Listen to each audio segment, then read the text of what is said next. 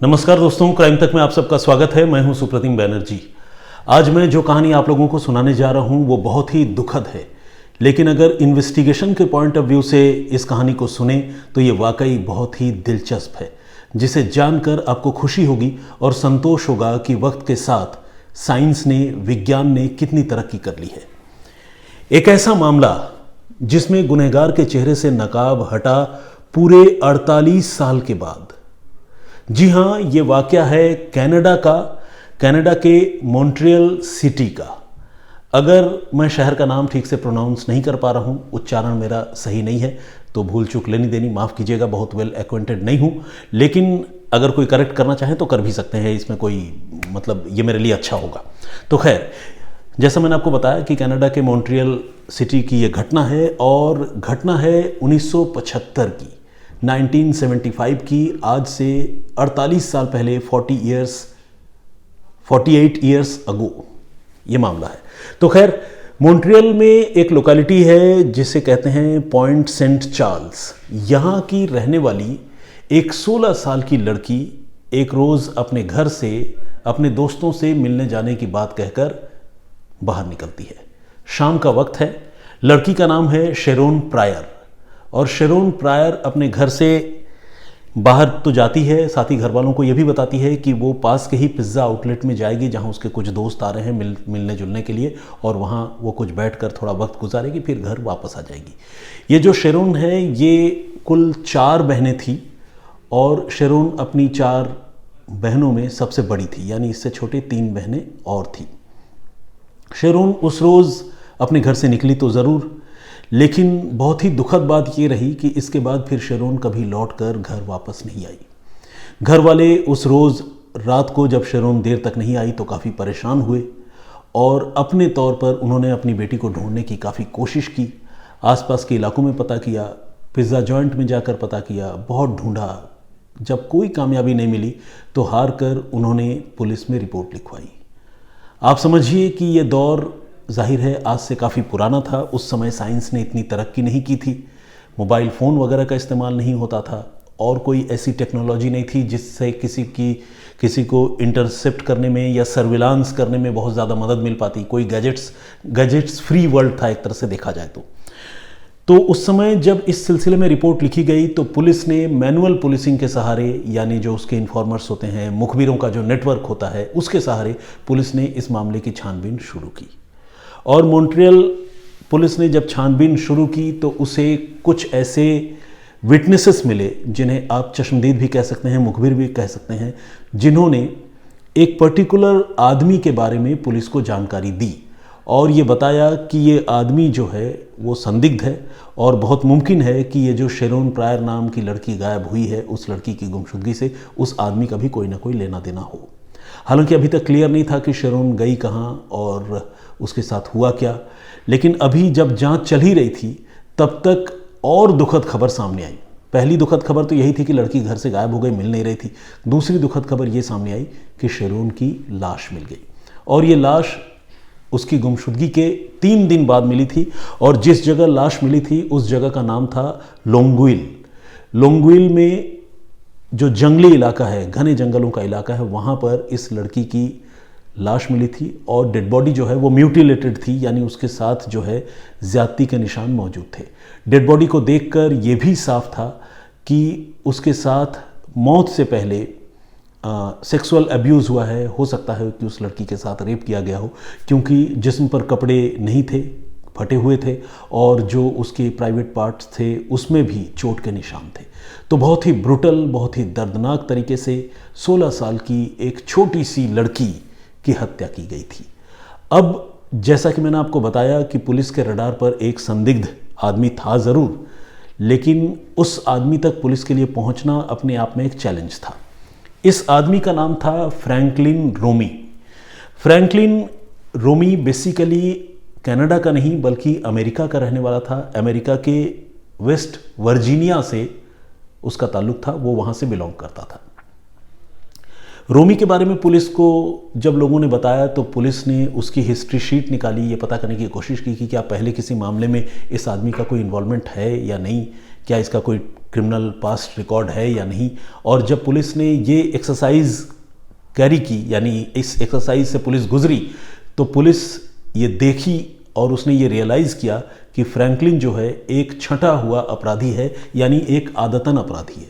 उसके खिलाफ सिर्फ वेस्ट वर्जीनिया यानी अमेरिका में ही नहीं बल्कि कनाडा के मॉन्ट्रियल में भी बहुत सारे क्रिमिनल केसेस दर्ज थे और उसकी पूरी हिस्ट्री शीट पुलिस के पास मौजूद थी।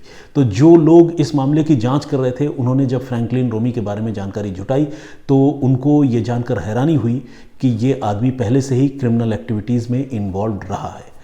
लेकिन क्या फ्रैंकलिन रोमी ने ही शेरोन प्रायर नाम की लड़की के साथ रेप किया था? क्या फ्रैंकलिन रोमी ने ही शेरोन प्रायर की हत्या की थी? ये एक बड़ा सवाल था और इस सवाल का जवाब ढूंढना, यानी फ्रैंकलिन रोमी का शेरोन प्रायर केस से लिंक जोड़ना, अपने आप में पुलिस के लिए एक अपहिल टास्क था, एक चैलेंजिंग टास्क था, यानी एक बहुत ही चुनौती भरा काम पुलिस के लिए था।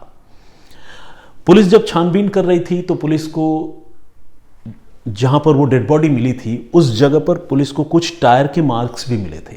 टायर के मार्क्स आप समझ सकते हैं कि टायर में ग्रिप के लिए डिज़ाइंस बने होते हैं और उस ज़माने में भी होते थे, अभी भी होते हैं। तो ये जो डिज़ाइंस हैं वो जब कच्ची मिट्टी पर या गीली सतह पर वो टायर वहाँ से रोल होता हुआ चलता है, गुजरता है, कोई गाड़ी गुजरती है तो ज़मीन पर वो मार्क छूट जाते हैं। तो पुलिस को मौका वारदात से कुछ पर्टिकुलर टायर के मार्क्स मिले थे जिसका पैटर्न पुलिस ने स्टडी किया था, उसके फोटोग्राफ्स पुलिस ने कलेक्ट किए थे, क्योंकि इस तरह के टायर के मार्क्स से कई बार जुर्म के मामले खुल जाते हैं। तो उस समय आज से 48 साल पहले पुलिस ने इस एक्सरसाइज को भी कंडक्ट किया था और आपको जानकर हैरानी होगी कि जिस तरह के टायर मार्क्स वहाँ मौका वारदात पर मिले थे, इत्तेफाक से फ्रैंकलिन रोमी के पास उन दिनों में जो गाड़ी थी उस गाड़ी के टायर के डिज़ाइन भी वैसे ही थे। लेकिन सिर्फ फ्रैंकलिन रोमी का पास्ट क्रिमिनल रिकॉर्ड और उसके टायर मार्क से मौका वारदात के टायर मार्क का मिल जाना भर फ्रैंकलिन रोमी को इस मामले में शामिल होने की गारंटी नहीं थी, यानी ये कोई ऐसा एविडेंस नहीं था जिससे उसे पकड़ा जा सके। तो इसीलिए पुलिस चाहकर भी फ्रैंकलिन रोमी को इस मामले में न तो पकड़ सकती थी न उससे कोई सख्ती कर सकती थी। हालांकि पुलिस को यह शक जरूर हो रहा था कि इस मामले में फ्रैंकलिन का हाथ हो सकता है। तफ्तीश आगे बढ़ती रही और पुलिस जो है किसी क्लू, किसी बहुत इंपॉर्टेंट एविडेंस की तलाश में इंतज़ार करती रही। इसके बाद इस मामले की छानबीन होती रही और तकरीबन 100 से ज़्यादा सस्पेक्टेड लोगों को पुलिस ने अपने रडार पर लिया, उनसे पूछताछ की, किसी के बारे में जानकारी जुटाई और इन 100 लोगों की लिस्ट में फ्रैंकलिन का नाम भी एक था। और इस तरह से एक लंबा इन्वेस्टिगेशन इस मामले का चलता रहा, लेकिन साल दर साल तफ्तीश आगे बढ़ती रही, मगर शेरोन प्रायर के कत्ल के पीछे किसी भी गुनहगार का चेहरा पुलिस पता नहीं लगा पा रही थी। किसी भी आदमी का इन्वॉल्वमेंट, जो इस आदमी जिसने उसका कत्ल किया था उसके बारे में पुलिस जानकारी नहीं जुटा पा रही थी। हालांकि एक इम्पॉर्टेंट बात यह भी रही कि पुलिस ने उस समय में मौकाए वारदात से कुछ डीएनए सैंपल कलेक्ट किए थे।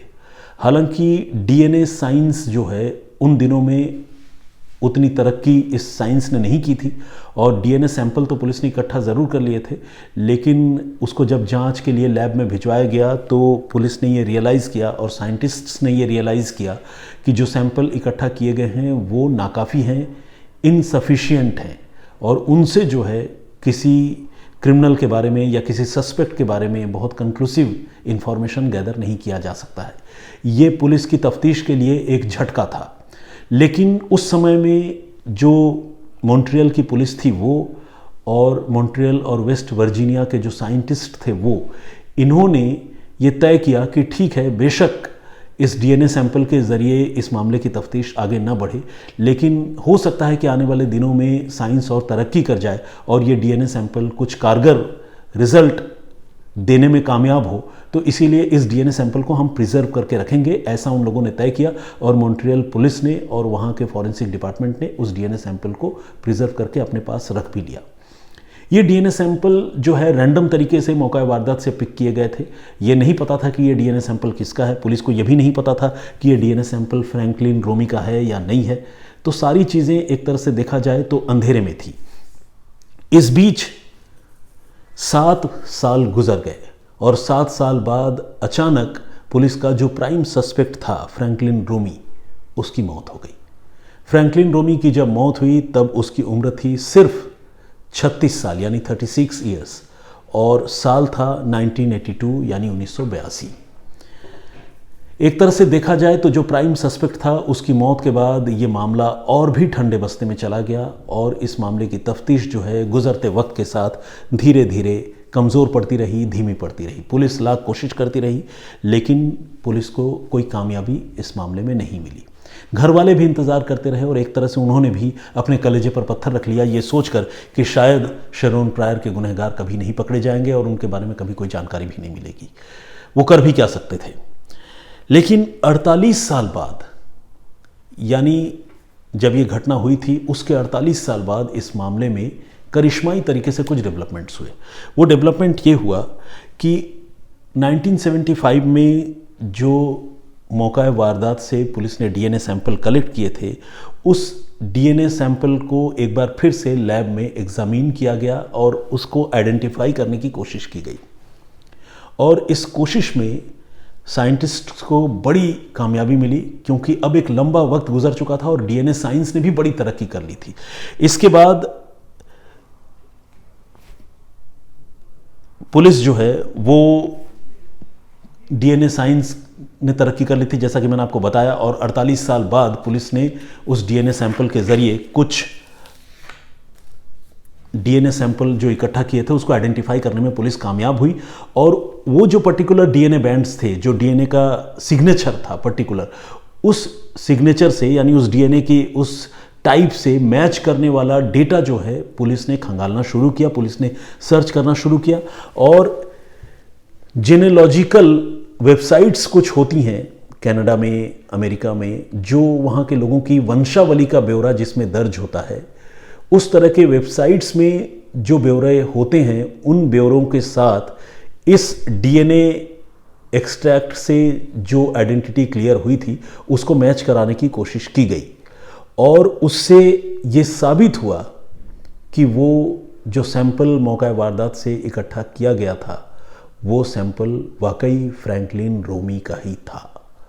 यानी 48 साल बाद जब तफ्तीश दोबारा से शुरू हुई तब इनिशियल इन्वेस्टिगेशन में ये पता चला कि फ्रैंकलिन रोमी ने ही शेरोन प्रायर नाम की उस लड़की के साथ रेप किया था और उसकी हत्या की थी, क्योंकि मौका वारदात से जो डीएनए सैंपल उठाए गए थे वो डीएनए सैंपल फ्रैंकलिन रोमी के डीएनए सैंपल से और उसकी फैमिली के लोगों के डीएनए सैंपल से मैच कर गए। और ये बात इस्टेब्लिश हुई मौका वारदात से पिक किए गए सैंपल और वेबसाइट्स पर मौजूद जेनेलॉजिकल डीएनए सैंपल के ब्यौरे के साथ मेल खा जाने की वजह से।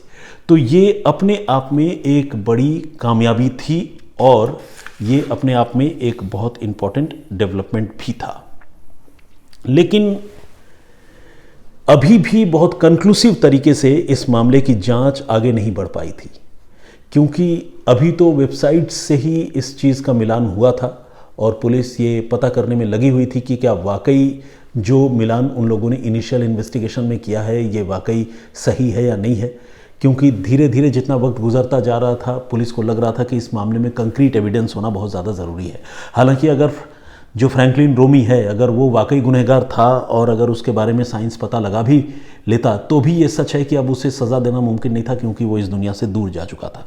खैर, उसके बाद हुआ ये कि इसी साल इसी महीने यानी मई के महीने में पुलिस ने वेस्ट वर्जीनिया जाकर फ्रैंकलिन रोमी की जो कब्र थी उस कब्र से उसने कुछ हड्डियां खोदकर बाहर निकाली इतने सालों के बाद, और उन हड्डियों में से कुछ डीएनए बैंड्स, डीएनए सैंपल्स वहां के साइंटिस्ट ने कलेक्ट किए। पुलिस के पास ऑलरेडी जो पहले से मौजूद मौका वारदात पर से जो डीएनए सैंपल मिले थे उसकी रिपोर्ट्स मौजूद थी। उन डीएनए रिपोर्ट्स के साथ इन हड्डियों से कलेक्ट किए गए डीएनए को जब मिलाया गया तो आपको जानकर अच्छा लगेगा और शायद हैरानी भी हो कि वो भी मैच कर गए। यानी जो वेबसाइट पर वंशावली का डेटा मौजूद था वो तो खैर मैच कर ही गया, यानी इनिशियल रिपोर्ट में तो वो बात मैच हो ही रही थी, लेकिन जब कब्र से हड्डियां निकालकर 48 साल के बाद उसका एग्जामिन किया गया तो वो भी मौका वारदात से कलेक्ट किए गए डीएनए सैंपल से बिल्कुल मैच कर गए। यानी इन 48 सालों में साइंस ने गज़ब की तरक्की की और पुलिस वाले और जो साइंटिस्ट्स हैं उन्होंने इस मामले को आखिरी अंजाम तक पहुंचाने की जो कोशिश है उसको उन्होंने नहीं छोड़ा, आखिर तक नहीं छोड़ा। और उसका नतीजा ये निकला कि ये पता चल गया कि वो जो लड़की थी 16 साल की बच्ची शेरोन प्रायर, उसके साथ ज़ोर ज़बरदस्ती और उसका कत्ल किसने किया था। तो इस तरह से पूरे 48 साल बाद मॉन्ट्रियल कनाडा की पुलिस जो है एक बहुत ही कॉम्प्लिकेटेड रेप कम मर्डर केस को सुलझाने में कामयाब हो गई, जिसमें डीएनए साइंस के इन्वेस्टिगेशन का बड़ा इम्पॉर्टेंट रोल रहा और साइंस के तरक्की करने का, साइंस के आगे बढ़ने का भी बड़ा इम्पॉर्टेंट रोल इस मामले में रहा। खैर, अब वक्त काफ़ी गुजर चुका था, गुनहगार को सज़ा देना मुमकिन नहीं था क्योंकि वो इस दुनिया से दूर जा चुका था। लेकिन हाँ, शेरोन प्रायर के घर के लोगों ने अब इस इन्वेस्टिगेशन के बाद अपनी खुशी जताई है और उन्होंने ये कहा है कि चलिए कम से कम उन्हें ये पता तो चल गया कि उनकी बेटी के साथ किसने ज़्यादती की थी और किसने इस तरह से उनको टारगेट किया था। और उन्होंने एक प्रेस कॉन्फ्रेंस करके मॉन्ट्रियल पुलिस और मॉन्ट्रियल के जो फॉरेंसिक साइंस के एक्सपर्ट्स हैं उनके लिए उन्होंने अपनी तरफ से शुक्रिया भी कहा। ये जांच जो है सिर्फ मॉन्ट्रियल पुलिस ने अकेले नहीं की। मॉन्ट्रियल के जो फॉरेंसिक साइंस के एक्सपर्ट्स हैं उन्होंने वेस्ट वर्जीनिया जो अमेरिका का सिटी है वहाँ के फॉरेंसिक साइंस के एक्सपर्ट्स के साथ मिलकर इस मामले की जांच को आगे बढ़ाया था और वेस्ट वर्जीनिया और मॉन्ट्रियल पुलिस और साइंटिस्ट्स ने मिलकर इन्वेस्टिगेशन को एक मुकाम तक पहुंचाया। तो ये थी आज की कहानी, जिस कहानी में इन्वेस्टिगेशन को लेकर जो एक ज़ील होती है, किसी मामले को आखिर तक क्रैक करने की कोशिश करना, उसका ये सबसे बड़ा सबूत है। और वाकई इस तरह की खबरें जो है वो एक सुकून और राहत तो देती हैं, जिसमें लगता है कि गुनहगार जो है वो देर सवेर पकड़ा ज़रूर जाता है। अगर आज तक वो आदमी ज़िंदा होता, फ्रैंकलिन रोमी, तो यकीनन उसे भयानक सज़ा मिलती और ऐसी सज़ा मिलती कि शायद फिर वो जीते जी कभी जेल से बाहर नहीं आ पाता। तो ये थी कहानी। आई होप ये कहानी छोटी ज़रूर थी लेकिन आप लोगों को अच्छी लगी होगी, क्योंकि इसका इन्वेस्टिगेशन जो है वो उम्मीद जगाने वाला इन्वेस्टिगेशन रहा। खैर, आइए अब कुछ कमेंट पढ़ते हैं। कल हमने जो आपको स्टोरी सुनाई थी उसका ताल्लुक लखनऊ से था, जिसमें मैंने आपको बताया था कि कैसे फेक विजिटिंग कार्ड से एक बहुत कॉम्प्लिकेटेड मर्डर केस सॉल्व हुआ था। तो उस पर बहुत सारे लोगों ने कमेंट किया है। सबसे पहले जो कमेंट मैं देख पा रहा हूँ वो मेरे ही होम टाउन से रेस्पेक्टेड मीता भट्टाचार्य जी का है, जिन्हें मैं पर्सनली जानता हूँ। तो बहुत धन्यवाद मीता जी इस कमेंट के लिए। उन्होंने ये कहा है कि जब वो घटना हुई थी तब जो विक्टिम लेडी थी उसके घर का दरवाज़ा क्या खुला हुआ था या बंद था। जिस चश्मदीद ने पहली बार उस सीन ऑफ क्राइम को देखा उस समय क्या उन्होंने उस दरवाजे को खुला देखा था या बंद देखा था। देखिए, इसका जो इनिशियल इन्फॉर्मेशन है उसके बारे में मैं इतना बता सकता हूँ कि वो पार्शियली ओपन था वो डोर, और इसी वजह से जो चश्मदीद उस मामले की रही उसने उस इंसिडेंट को विटनेस किया और उसके बाद उसने अपने पति और बाकी लोगों को उस घटना के बारे में जानकारी दी। तो ये इनिशियल इन्फॉर्मेशन है। हुसन्ना रेगुलर कमेंट करती हैं, बहुत बहुत स्वागत आपका। उन्होंने घटना पर बहुत दुख का इजहार किया है लेकिन स्टोरी टेलिंग की तारीफ़ की है, thank you very much. Nasreen Qureshi ji का भी स्वागत है, उन्होंने भी कमेंट किया, बहुत बहुत धन्यवाद आपका। इन्होंने लिखा है नसरीन कुरैशी जी ने कि वो जो किलर था उसने एक पर्टिकुलर कंपनी का विजिटिंग कार्ड कैसे अरेंज किया, कैसे कलेक्ट किया। तो इसका जवाब यही है कि कोई विजिटिंग कार्ड उसने कहीं से अरेंज या कलेक्ट नहीं किया था, बल्कि वो एक फेक विजिटिंग कार्ड था जो उन्होंने पर्पसली जानबूझकर इस मर्डर केस को अंजाम देने के लिए ही छपवाया था। रितिका जी का भी कमेंट आया है, उन्होंने नमस्कार कहा है, मेरी ओर से भी नमस्कार आप स्वीकार कीजिए। अली इमरान जी, विजेंद्र सिंह जी, पूनम शर्मा जी, मामूनी बोरगुहा रेगुलर कमेंट करती हैं। टेस्टी खाना के नाम से एक आईडी है, इन्होंने लिखा I am from Mumbai, you and Shamsar both are very professional storyteller, I am housewife but I am listening to your stories, thank you very much. मैं दुआ करता हूँ कि आप का जो चैनल है टेस्टी खाना, जिस तरह से आपकी आईडी से पता चल रहा है, ये भी काफ़ी ग्रो करे। नंदनी डाबी जी ने भी कमेंट किया है, बहुत बहुत स्वागत आपका। दीपक हीरा जी भी कमेंट करते हैं और इन्होंने लिखा है कि मेरे फैमिली में ट्रेजिडी हुई लेकिन इसके बावजूद मैं जैसे ही वापस ड्यूटी पर आया मैं अपने काम में लग गया स्टोरीज़ के साथ, तो उसके लिए उन्होंने शुक्रिया कहा है। मेरी ओर से भी आप शुक्रिया स्वीकार कीजिए, मैं रेसिप्रोकेट करता हूँ। नरेश कुमार जी का कमेंट है, प्रमोद यादव जी हैं, देवराज शर्मा जी, ने स्टोरी टेलिंग की तारीफ़ की है। रिजवान सैफ़ी साहब रेगुलर कमेंट करते हैं, बहुत स्वागत है आपका। इन्होंने लिखा है कि आजकल वाकई नेकी का ज़माना नहीं है, अगर आप किसी की मदद करते हैं तो कई बार ऐसा देखा गया है कि जो आपसे मदद लेता है वही आपको नुकसान पहुंचाता है। इस मामले में कोई दो राय नहीं है। वाकई मुझे लगता है कि जितना वक्त गुजर रहा है, हम लोगों में जो ह्यूमन वैल्यूज़ हैं वो धीरे धीरे कम होते जा रहे हैं। तकरीबन सभी धर्म ग्रंथों में ये कहा गया है कि हर गुज़रता दिन, हर गुज़रता वक्त जो है हम लोगों को तबाही के, चाहे आप उसे क़यामत कह लें, जजमेंट डे कह लें, प्रलय कह लें, उसके करीब ले जा रहा है। और इर्द गिर्द जो इतने सारे अपराध की घटनाएं होती हैं उसे देखकर कई बार मैं भी ऐसा ही सोचता हूँ। मिस्टर उमेश भूँइया जी का भी कमेंट आया है, बहुत बहुत स्वागत आपका। कंचन सिंह जी, मनीष कुमार, शुभम भारद्वाज जी, सुरेश परिहार जी, ये उज्जैन से हैं, जय महाकाल का उद्घोष करते हैं। मैं भी आपको रेसिप्रोकेट करता हूँ, मेरा चरण वंदन महाकाल के मंदिर तक आप पहुँचाएँ, मेरी आपसे रिक्वेस्ट है। संघमित्रा जेना जी ने भी कमेंट किया है, इनके नाम और सरनेम से मुझे लगता है कि ये ज़रूर ओडिशा से इनका ताल्लुक़ है, बहुत स्वागत आपका। आबिद खान जी और प्रिया छप सरनेम मैं नहीं पढ़ पा रहा हूँ, लेकिन प्रिया आगे है, इन्होंने आगे लिखा है राम राम सुप्रतिम जी, तो मैं भी राम राम कहता हूँ आपको। रेखा भट्ट जी, बहुत बहुत स्वागत आपका, बहुत धन्यवाद आपका। सोनू राम गढ़िया जी का भी कमेंट आया है, बहुत बहुत स्वागत आपका। विवेक ठाकुर जी, अर्चना रोगडे जी, मोहम्मद इशाक, अजय कुमार सिंह और श्रीधर, आगे मैं सरनेम नहीं पढ़ पा रहा हूँ, तो खैर बहुत धन्यवाद आपका, आप सारे लोगों का कमेंट करने का। शमीम अहमद जी ने भी कमेंट किया है। सारे लोगों का नाम एक दिन में तो नहीं पढ़ सकता, आप सारे लोग, बहुत सारे लोग कमेंट करते हैं, मैं सारे लोगों के लिए बहुत थैंकफुल हूँ और मैं वादा करता हूँ कि इसी तरह नाम पढ़ने का, कमेंट पढ़ने का सिलसिला आगे भी जारी रहेगा। प्लीज़ आप अपनी राय, अपना कमेंट इस वीडियो के नीचे भी ज़रूर लिखें। मैं एक एक कमेंट पर्सनली ज़रूर पढ़ता हूँ, ये बात मैं आप सबको एश्योर करना चाहता हूँ। Thank you very much once again. मैं फिर हाजिर होऊंगा किसी और कहानी, किसी और वाक़े के साथ। तब तक अपना बहुत ख्याल रखिए और मुझे इजाज़त दीजिए। जय हिंद, जय भारत।